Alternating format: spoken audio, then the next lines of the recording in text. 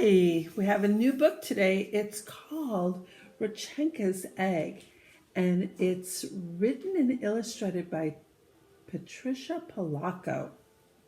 And she does beautiful drawings. Even on the title page, she puts a beautiful egg. And this book was written in 1988, and you know I love when you do the math and can figure out how old the story is and maybe who was alive at that time in your family. Maybe your mom, maybe your dad. We'll have to see, maybe your grandparents.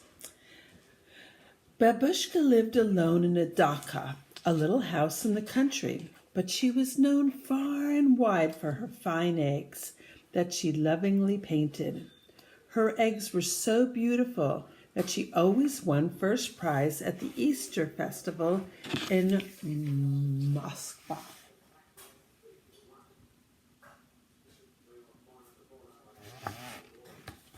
Not a lot of drawing on that page. But each day, Babushka would take the shell of an egg from her basket and paint it with wonderful designs, using the shapes of stars and flowers, triangles and circles.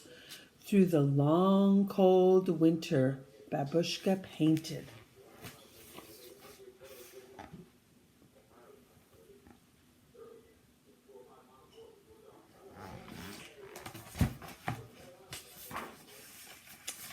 Then, one day after a snowstorm, Babushka went outside. She could still hear the faint sound of falling snow. It was a sound like soft rain.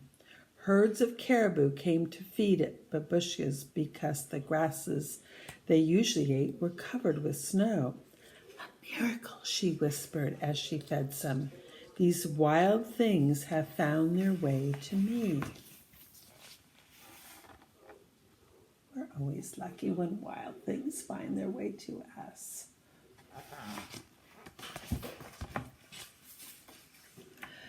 Just then a flock of noisy geese honked loudly overhead. As they glided over the snow, one of them faltered and fell from the sky. Babushka went to where the goose lay crumbled in the snow. A hunter did this, Babushka grumbled.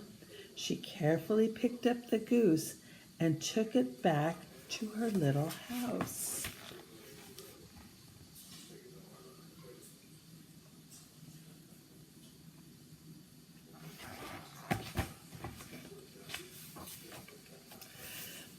There she fed the little goose from her own table, and she put the goose in her best basket, lined with the warmest quilt from her own bed.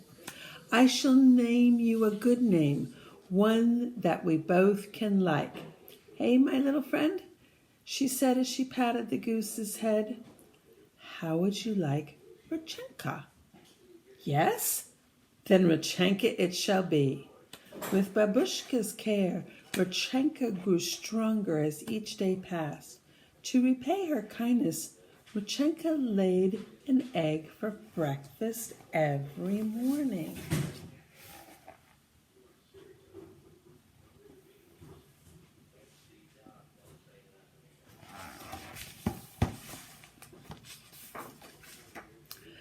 As Rechenka got better, she waddled around the house, exploring every nook, cupboard, and corner.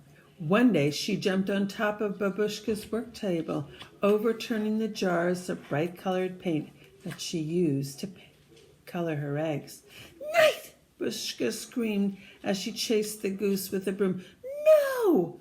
The frightened goose flapped her wings to get away and knocked over the basket of eggs that Babushka had so lovingly painted. The eggs crashed to the floor and shattered into a million pieces.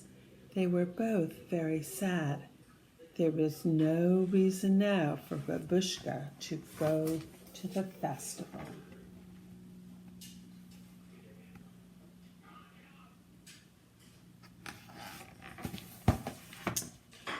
Sometimes accidents just happen.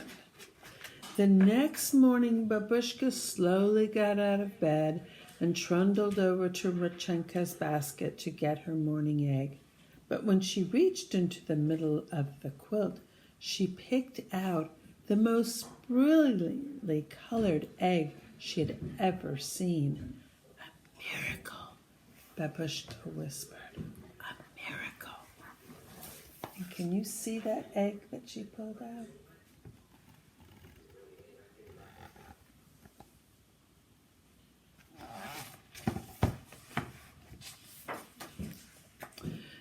She made small holes at both ends of the egg and blew the yolk and white into a dish to cook and eat later for breakfast.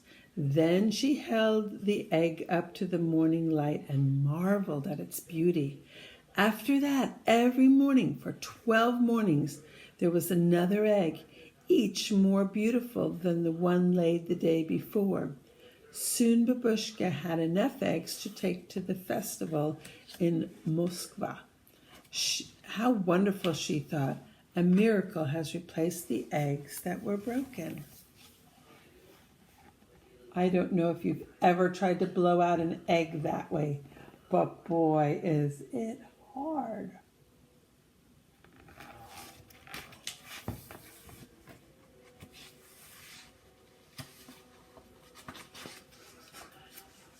Spring is here, my little friend, Babushka said to Rechenka the morning of the festival. Soon now you will be flying off to the north with your flock. She bustled to the hearth fire and brewed some of her most favored tea.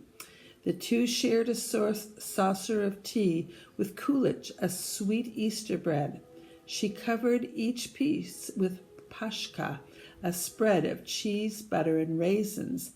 They savored each bite together. One for you, one for me, Babushka chanted. Da, da, my little friend. I shall sorely miss you, but you are a wild thing, and a miracle sent you to me.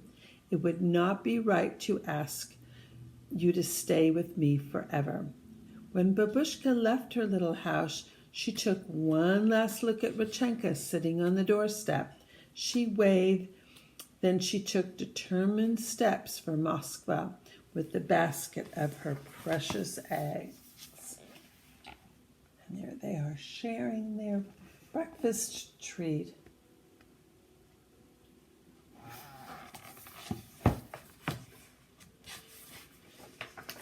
She crossed the Libetov Valley where the caribou mothers were walking their newborn calves. A miracle, she thought. New little lives, a miracle. She crossed the bridge over the Moskva River, and soon she could see the onion domes of old Moskva.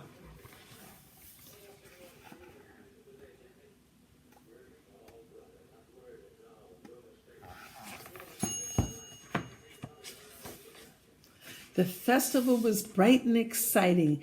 There were goat carts selling kulach, processions, dancers, jugglers, and laughing children playing and running. Babushka showed her old friends the eggs.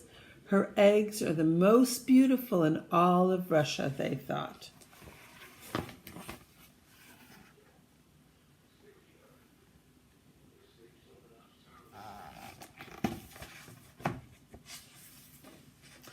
Look at them, the elders said. They almost glow as if the paint is part of the shell itself.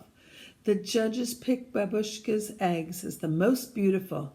Babushka was so happy. She beamed as she looked at the first prize, a feather bed quilt.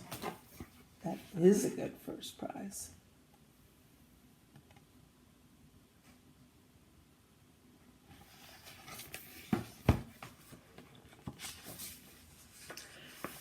As Babushka made her way homeward, a honking flock of geese flew overhead. Babushka gave them a long, lingering look. She wondered if Rechenka was one of them.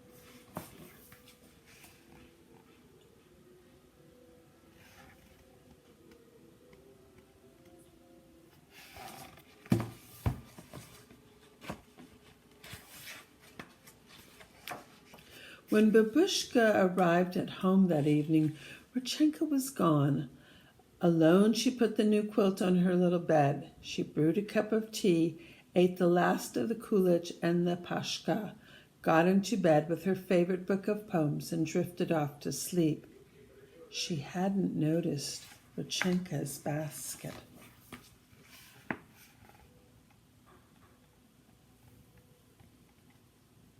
Do you see something in that basket?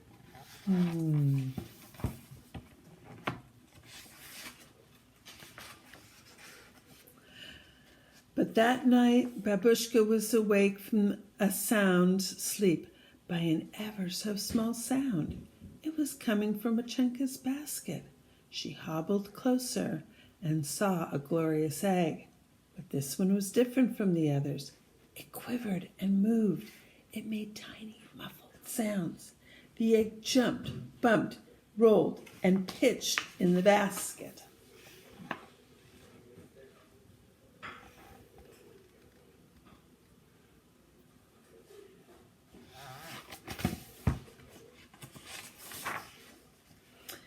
Then there was a crack, and Babushka could see the very special gift that Rechenka had left for her. "Oh, a miracle," Babushka said, and this little goose remained with Babushka always.